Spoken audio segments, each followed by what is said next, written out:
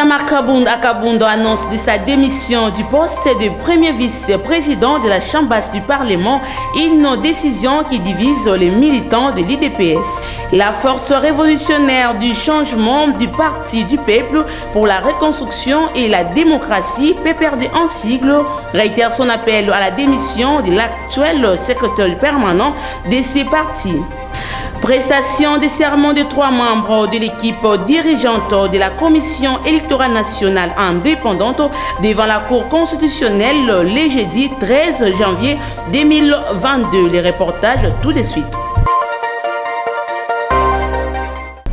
C'est l'heure de vous informer, madame, messieurs, bienvenue dans cette nouvelle édition du journal. Jean-Marc Akabundo annonce sa démission du poste de premier vice-président de l'Assemblée nationale. Aussitôt annoncé, le président de l'Assemblée nationale, Christophe Mbosso Diapwanga, est allé rencontrer Jean-Marc Akabundo. Rien à filtrer de cette rencontre. Cette démission divise les combattants de l'IDPS. Suivez tour à tour Kabundo et Mbosso avant leur échange. Webingai très bien. Webi combat mené Nalito Tosali. Vous savez que je ne suis ni traître, ni affairiste, ni intérêt personnel. Nous avons tous combattu. Autocomis sa partie et c'est qu'ils allaient les nôtres. La décision, bien les décisions qui vont suivre, les heures à venir, on a intérêt Nabino. Je ne vous trahirai jamais. Tout ce que je prendrai comme décision, les alliés pour bonheur Nabino. Merci beaucoup.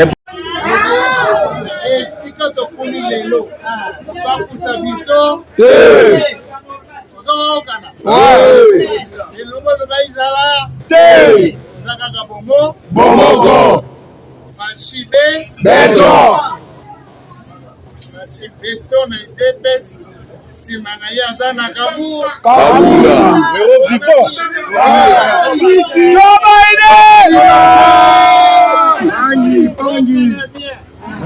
président Mbosso Menga Telenia, Assemblée nationale, si Manaya Zana Kabur,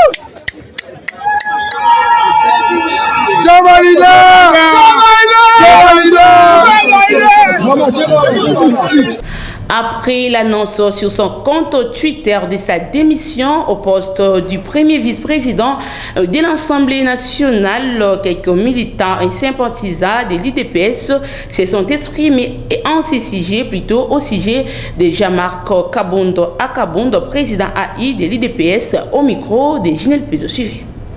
Tout ce qui un acte barbare, oyo ndeko biso combattant, po biso ba combattant asalaki bondenge asepeli na ye kokende akende na ye problème ezate akende na ye to mutupe a Hollanda ye azate akende na ye.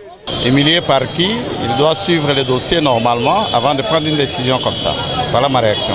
On a le rôle à Sony Morobo et Sali parce que Maramba a sali wana isopie makasi mutu le rôle aye institution Mubimba, Jean-Marc Ndazawa na vice-président assemblée à Kosala Makamwana te.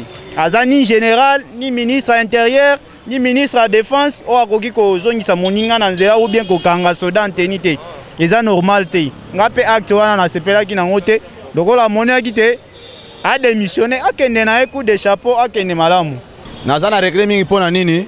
Jean-Marc Akabundo wana c'est que batu mususu bazobosa na ye. Etienne Tshisekedi wa Mulumba kufaki.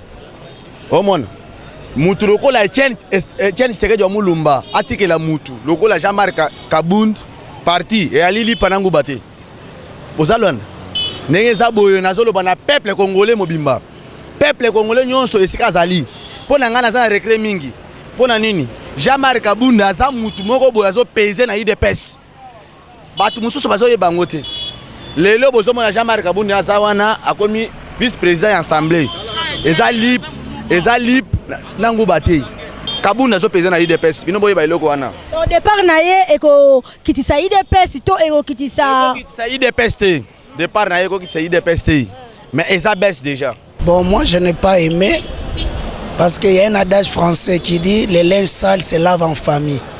C'est vrai, l'erreur est humaine. Le président Haï a sa l'erreur. Donc on devrait parler ça en famille, étant que famille politique IDPS. Démissionner à ce poste-là, moi je trouve que c'est une décision irrationnelle. Vous comprenez? Parce que le poste revient à l'IDPS. Et le président Jean-Marc, c'est l'homme qu'il faut à la place qu'il faut. Ah, Bouki Oya Lonaki, c'est tout. Ah, bon, Akende, Dolina Bisote. Dans le même registre, les incidents survenus en la résidence du premier vice-président de l'Assemblée nationale, Jean-Marc Kabund, à Kabund, n'a continué pas moins à susciter débats et commentaires au sein de l'opinion. Pour l'association congolaise pour l'accès à la justice, cet acte est condamnable. Pour cette fin, suivez Maître Georges Kapiamba, président de la CAJ, joint au téléphone par Sarah Kinila. La CAJ, nous avons publié une communication par laquelle nous avons fermement condamné la violation de son domicile. Nous avons rappelé que dans un état de droit, nul n'est autorisé à se rendre justice par soi-même, et c'est la raison pour laquelle nous avons demandé à l'auditeur général de FADC d'ouvrir une enquête pénale à charge de tous ceux qui sont impliqués dans ces violations graves des droits de l'homme. Que nul n'est censé se rendre justice, c'est parce que nous avons appris que les JR ont été envoyés pour aller se venger contre les mauvais traitements infligés à leurs collègues un jour avant. Et donc, dans un état de droit, disons, lorsque vous êtes victime des faits irréguliers, vous devez vous adresser à la justice, non pas chercher à utiliser les moyens qui sont à votre disposition pour vous rendre la justice. Ça, c'est de la jungle. Et donc, à ce niveau-là, ceux qui sont allés dans une descente punitive ont violé les lois de la République. Non, mais la loi interdit formellement. Autre chose à présent, le chef de l'État congolais Félix Antoine Tshisekedi Tshilombo a présidé la réunion du comité de pilotage du développement de sa 45 territoires. Ce comité a levé les grandes orientations pour voir quelles mesures ces projets vont prendre forme. Le programme de développement à la base de 145 territoires de la RDC sera d'application conformément aux directives et recommandations du président de la République Félix Antoine Tshisekedi Tshilombo. Déjà ce jeudi 13 janvier 2022, le chef de l'État a présidé à la Cité de l'Union africaine la première réunion du comité politique de pilotage du programme de développement à la base. Étaient réunis autour du chef de l'État le Premier ministre Sama Lukonde et des ministres responsables des différents secteurs de développement. Précision fournie par le ministre de la Communication et des Médias, Patrick Mouyaya. Vous avez entendu le président de la République parler de 145 territoires. Vous avez tous suivi la mission d'itinérance qu'il a effectuée dans l'espace Grand Kassai. Il a entendu les volontés de nos populations et il est très motivé à l'idée d'aller à la suite des actions que le Premier ministre avait posées de manière comme des essais, d'aller concrètement. Et donc aujourd'hui, c'était la réunion du comité qui lève les grandes orientations pour voir dans quelle mesure nous commençons, parce qu'il s'agit ici de faire des routes, il s'agit de construire des écoles, des centres de santé, de recréer un tissu économique. Et aujourd'hui, donc, le ministre du Plan a eu l'occasion de présenter la matrice du projet. Et les collègues qui sont membres de ce comité ont donné les premières réactions. Et c'est une réunion qui va se poursuivre très rapidement pour que dans les jours qui viennent, nous puissions commencer effectivement le travail sur terrain de manière plus engagée. Le ministre qui a le pilotage de ce programme de développement à la base, c'est le ministre d'État au plan. Évidemment, le ministre d'État au développement rural, qui est lui aussi qui s'occupe des questions de développement des provinces ou des entités à l'intérieur du pays, mais aussi les collègues du secteur ECOFIN, l'aménagement du territoire, la santé et évidemment le ministre de l'Intérieur et puis la communication, parce qu'il est aussi question de s'assurer que le Congolais comprenne ce que c'est la vision du président de la République à travers ces projets qui visent les développements à la base. Ça veut dire que nous suivons la population là où elle est pour lui apporter des solutions. Les fonds sont disponibles. Il y a une provision au niveau du budget.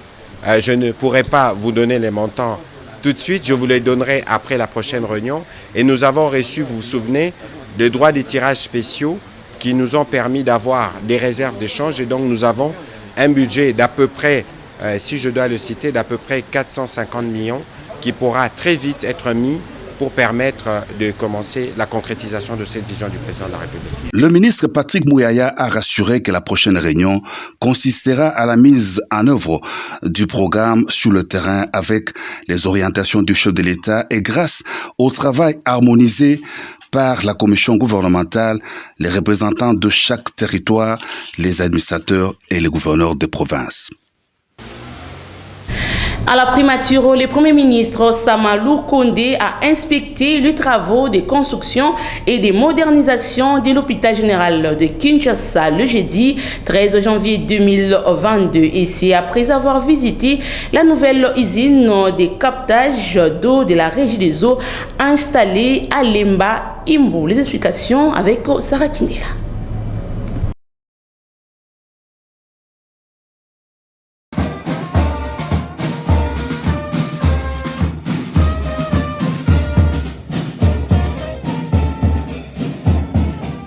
Le Premier ministre s'est réjoui du fait que ces travaux qui s'inscrivent dans la vision du président de la République, Félix-Antoine Tshisekedi Tshilombo, évoluent bien et tout porte à croire que le nouveau bâtiment de la première phase seront livrés dans les délais fixés. Bon, disons qu'ici nous sommes venus pour voir l'évolution d'un projet qui a débuté, bien sûr sous l'impulsion de son Excellence Monsieur le Président de la République, en droite ligne avec le slogan « Le peuple d'abord ». Son Excellence Monsieur le Président de la République, Félix-Antoine Tshisekedi, qui a ce souci par rapport à la couverture santé universelle, de revoir les grands patrimoines être réhabilités. Et ici, des travaux ont commencé pour réhabiliter l'hôpital Mama Emo, qui est l'un des plus grands hôpitaux de référence ici en République démocratique du Congo. Nous sommes heureux de voir que la première phase a bien débuté depuis 2 mois et demi. Et que comme c'est un projet sur 20 mois, on devrait très vite voir les bâtiments monter et avoir dans les temps, d'après les maîtres d'ouvrage, les explications qui nous ont été données, le bâtiment érigé et fonctionnel dans ce laps de 20 mois qu'on a donné. On a pu aussi visiter d'autres parties de l'hôpital qui sont réhabilitées et nous sommes heureux d'avoir été ici avec les représentants du ministère de la Santé, notamment le ministre et la vice-ministre et tous les services connexes. Et nous partons en disant que nous reviendrons encore pour nous assurer que ces travaux aboutissent et arrivent à leur fin. Mettant à profit son passage à l'hôpital général ex-Mama Emo, Samalou Kondé a visité aussi les différents pavillons de cette institution hospitalière de la capitale. Signalons que le maître d'ouvrage est le ministre de la Santé, le bureau central de coordination et maître d'ouvrage délégué. Les 4 bâtiments qui seront livrés dans les 20 mois abriteront plusieurs services de l'hôpital général de référence de Kinshasa. Il s'agit notamment de services techniques, de bureaux administratifs, des services de consultation de malades, des services de chirurgie, des services liés à la médecine interne. Il sera aussi installé une morgue moderne et des services de l'imagerie médicale à résonance magnétique et une partie pour la radiologie. Toujours à la primature, le Premier ministre Samalou Kondé s'est rendu compte personnellement de l'état de délabrement des infrastructures routières de Lemba Imbo en général et de la route Sekomaf dans la commune d'Ndjili. Suivez les chefs du gouvernement.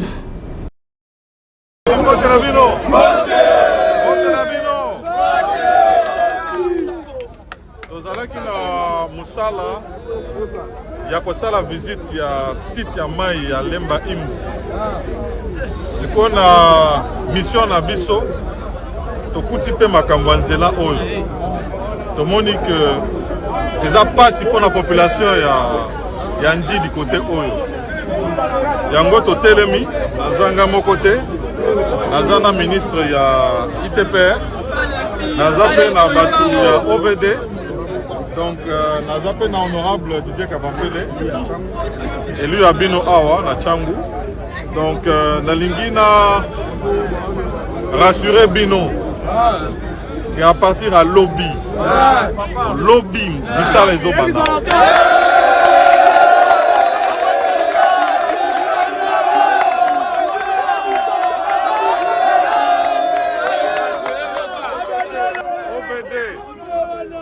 OVD abandaki déjà misala na cadre ya programme ya Kinshasa 0 tout aza déjà pembeni awa mais lobby akobanda nde ba prospection po bayeba ndenge nini tokobongisa place oyo po mai etika kotonda ndenge ezotonda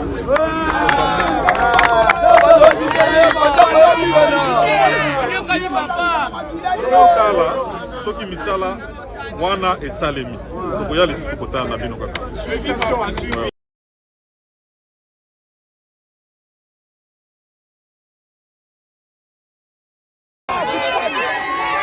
papa nayaki awa mpona projet ya mai oyo bino moko boyebi mpo tozosala makasi mai ekota na bandako na bino me ntango nazali koya namoni mpasi na bino mpasi oyo eza na nzela mpo nakoma awa namoni mpe badifficulté parce que namoni bamama maraîchère ebele baza na kati ya les moyens boteka baproduit na bino kuna na Kinshasa eza donc biso awa toye eza constat tozosala na kokonisa bino tokosala effort nyonso mpo totinda baministre ya ITPR na bamisusu mpo baya kotala makambo ya nzela kovandela epi tokotala mpe makambo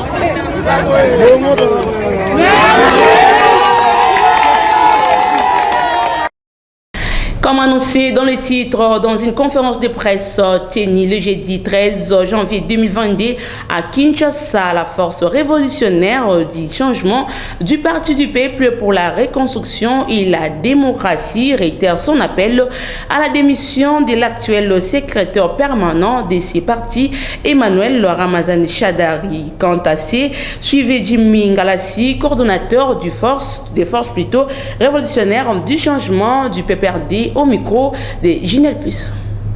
La situation délibérément créée par ce qu'on appelle communément cacique ou encore Dieu ancien a mis le PPRD dans un coma politique éternel.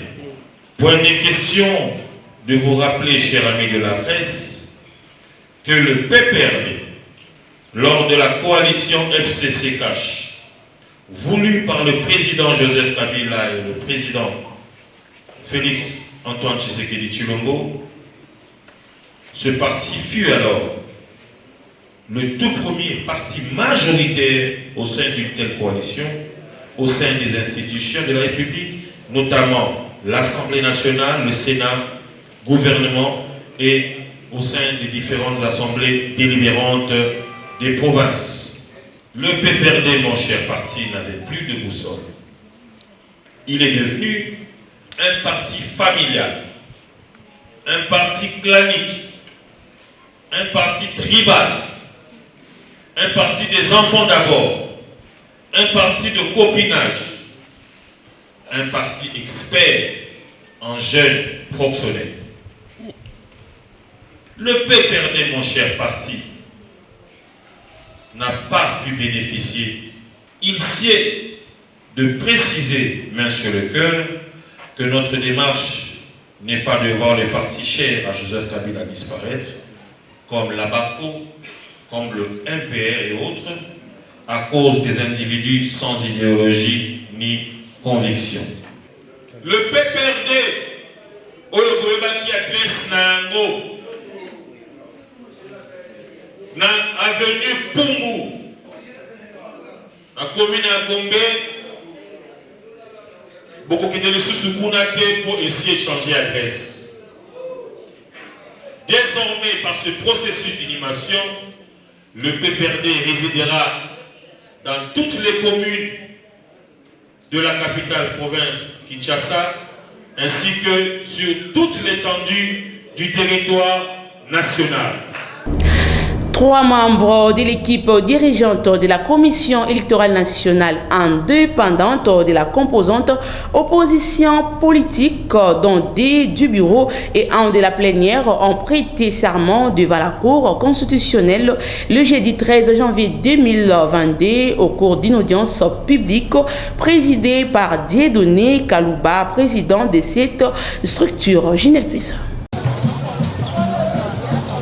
La salle d'audience de la Cour constitutionnelle a servi le cadre, la cérémonie de prestation des serments des 3 membres du bureau de la CENI récemment investis par l'ordonnance présidentielle, l'issue de l'opposition, devant les 9 juges de cette haute cour. Il s'agit de Didi Manara, 2e vice-président, Ajemate Bototo, Kester et Jean Ilungo Tokole, membres de la plénière de la CENI.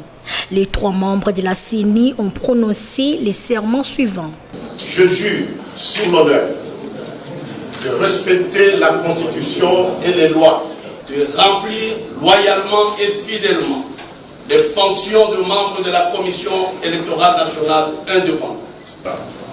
Je prends l'engagement solennel de n'exercer aucune activité susceptible de nuire à l'indépendance. Le président de la Cour constitutionnelle, Dieudonné Kalouba, a pris acte de la prestation des serments tout en leur rappelant l'obligation constitutionnelle, celle de la déclaration de leurs biens respectifs. Enfin, un procès verbal a été adressé à ces 6 juges.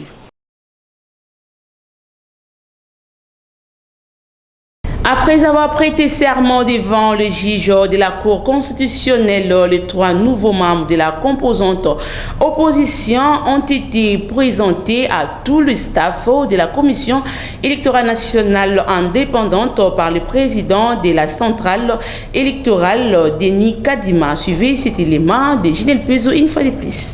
Après leur prestation des serments devant la Cour constitutionnelle, les 3 membres de la Commission électorale nationale indépendante CENI, Didi Manara, Ange Matebo et Jean Ilongo, ont été officiellement présentés à la salle Abbé Apollinaire Malou Malou, en présence du président du bureau de la CENI et tous les staffs.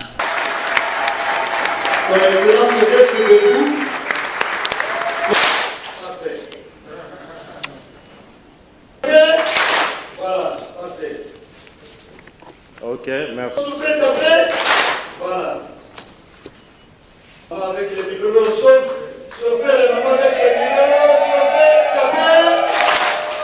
De même que les nouveaux secrétaires exécutifs nationaux, Toto Mabiki, Toto Kani et son adjointe Marie-Josée Kapinga, qui viennent de prendre leurs fonctions à la suite de leur nomination au terme d'un processus rigoureux de sélection. De son côté, le président de la CENI, Denis Kadima Kazadi, souhaite la bienvenue aux nouveaux membres. Nous sommes maintenant au complet, mais nous pouvons nous mettre au travail.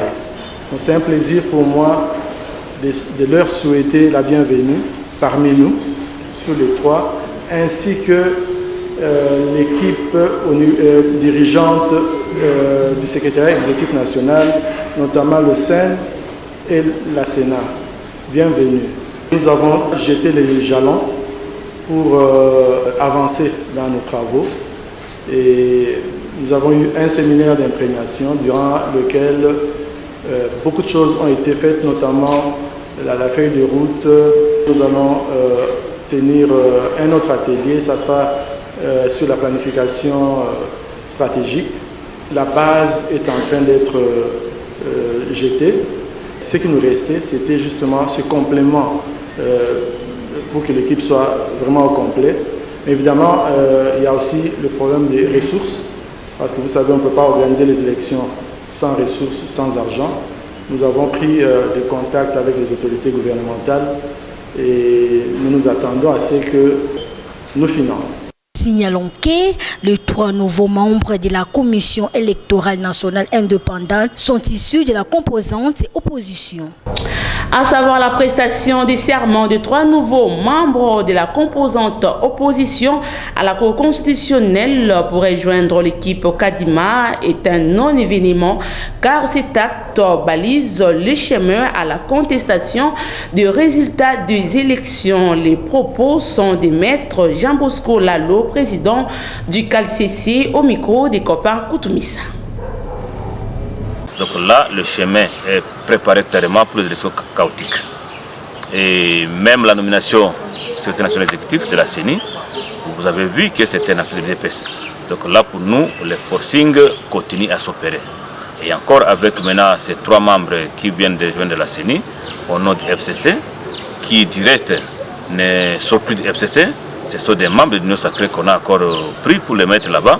Donc vous comprenez avec nous que le forcing qui a été depuis longtemps planifié et a été réalisé, mais nous voudrions rassurer l'opinion que c'est une lutte de la souveraineté que nous ne devons pas abandonner, donc nous allons continuer. L'investiture de ces 3 membres de l'Union sacrée au sein de la CENI ne nous dit pas grand-chose parce que le plus important ou le grand combat pour lequel nous sommes inscrits, c'est le combat pour la dépolitisation de la CENI.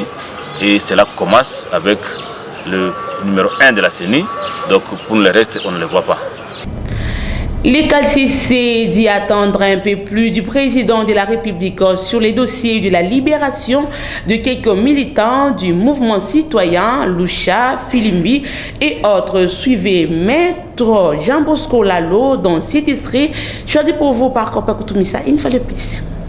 Les CALCC a suivi avec attention la mise en application de la mesure de grâce présidentielle qui venait d'être accordée à quelques prisonniers politiques, dont Jacques Ndala, du parti politique Ensemble pour le changement, Barnabé Milingagno et tant d'autres personnes. Tout en remerciant le chef de l'État, son Excellence, M. Félix Tshisekedi Tshilombo, pour cet acte louable, le CALCC tient à lui rappeler qu'il y a d'autres compatriotes qui croupissent jusqu'à ce jour dans des maisons de détention. C'est le cas de Luc Malembe et Christophe Adoubango, détenus depuis bientôt 2 mois à Bunia, ainsi que le chanteur engagé de Beni dans le Nord Kivu, Idongo Del Canto, qui a été même condamné à 10 ans de SPP à Goma. Nous avons également en mémoire le cas de 5 activistes de mouvements citoyens qui sont détenus à la prison centrale de Mbandaka, en l'occurrence Joseph Bayoko Lokondo, Njoli Aponga de la génération consciente de l'Équateur, Shilasi Bofumbo, journaliste et coordonnateur de Filimbi, Camille Moangi et Juvenal Eale, militants de la Lucha, ainsi que 13 militants de la Lucha qui continuent de croupir à la prison de Beni, pour lequel la prochaine audience est prévue le 21 janvier 2022. Les CALCC invitent le président de la République à s'impliquer personnellement et plus rapidement possible pour que tous ses compatriotes retrouvent leur liberté en ce début de l'année 2022. Fait à Kinshasa le 13 janvier 2022, le bureau national, Maître Jean-Bosco Lalo Kipacha, président. Bouclons ce journal par cette information en réaction sur la crainte exprimée par les Fonds communs pour le Congo à ce qui concerne l'organisation des élections en 2023 par le pouvoir en place. Le secrétaire général adjoint du PDCD des Médaro, Kankolongo, appelle les uns et les autres au calme. Ainsi, suivez Kikouni Moussomboa au micro de Guylaine Kounouni. Nous faisons la déclaration au nom de notre parti. Et notre parti défend la démocratie pluraliste. Nous donnons la chance à tout le monde et à suivre les pensées de tous. L'FCC étant une organisation politique, nous laissons sa liberté de pensée et d'expression, d'opinion, d'émettre ses avis. S'il doute de l'organisation des élections, nous ne voyons pas en quoi ils vont douter, mais au moins nous laissons cette liberté de penser. Nous, on entendait tous l'installation de l'équipe complète de la CENI, et là voilà, elle est déjà installée. Nous entendons que la CENI nous présente le calendrier d'abord pour les gouverneurs dans des provinces à problème. Ce serait fait bientôt parce que les chefs de l'État lui-même avaient émis sa pensée par rapport à ça. Et enfin, nous entendons que la CENI nous présente le calendrier global pour les élections en 2023. Nous sommes bien réalisés et notre parti PDCD se prépare sérieusement pour ces élections. Donc, c'est un message clair que nous lançons aux amis du FCC de se préparer sérieusement. Les élections auront bel lieu en 2023. Et à cela, ils doivent se préparer pour accueillir de nouveau le président de la République, Fachi Béton, qui sera réélu en 2023 sans problème. Vous avez compris que c'est la fin de ce journal. Le rappel des titres. Jean-Marc Akabundo annonce de sa démission du poste de premier vice-président de la Chambre basse du Parlement, une décision qui divise les militants de l'IDPS. La force révolutionnaire du changement du Parti du peuple pour la reconstruction et la démocratie, PPRD en sigle, réitère son appel à la démission de l'actuel secrétaire permanent de ces partis. Prestation des serments de 3 membres de l'équipe dirigeante de la Commission électorale nationale indépendante devant la Cour constitutionnelle le jeudi 13 janvier 2022. Fin complètement de cette édition du journal. Merci à l'équipe rédactionnelle pour le travail. Merci à vous aussi et continuez de nous faire confiance. Au revoir.